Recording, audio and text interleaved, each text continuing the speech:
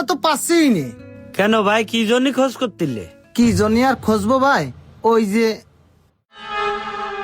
ও ভাই, সব কথা তো আর সব জায়গায় বলা যায় না, যদি একটু পাশে আসতেন। এই সাকিব, তুই কাজগুলো ঠিক মতো কর, আমি একটু ভাইয়ের সাথে কথা কই আসি, ঠিক আছে?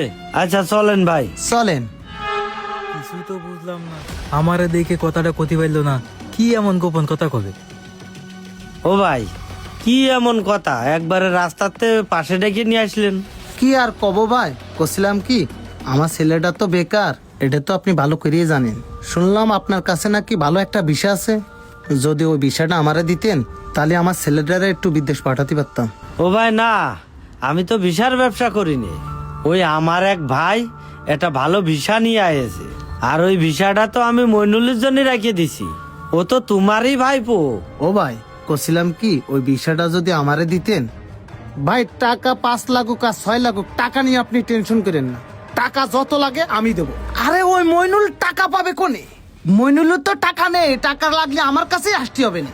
কছিলাম কি, বিষয়টা আমারই দেন, আমার মনিটারে মেলাদিন শখ, আমি একটু বিদেশ পাঠাবো। ভাইরে, তোমার এই আবদার আমি রাখতে পারতেছি না। কারণ কি, আমি কথা দিয়ে ফেলেছি মইনুল রে। কথা দিয়ে কথা রাখা মহৎ কাজ। তা আমি আপনার কথাটা রাখতে পারলাম না, চলে গেলাম আমি, মনে কষ্ট নিয়েন না। হ্যাঁ, আরে এইটুক তো তোরে নমুনা কইছি, এর থেকেও জঘন্যতম কাজ আমাদের ওই চাচা করেছে, যে আজকে মৃত্যু যন্ত্রণায় ওই বিছানায় পড়ে ছটফট করতেছে। আর তোর সামনে যে ভাইটা দাঁড়ায় রয়েছে না, এই মানুষটা কোনোদিন আমাদের ভাই মনে করিনি। আমাকে চাচারে আমরা বাপের মতো মনে করেছি, কিন্তু আমাদের ওই চাচা কোনোদিন আমাদের সন্তানের মতো করে দেখিনি।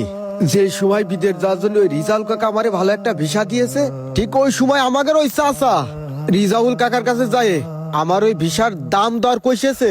ভিসার দাম যদি 5 লাখ হয়, আমাকে চাচা 8 লাখ দিতে চাইছে।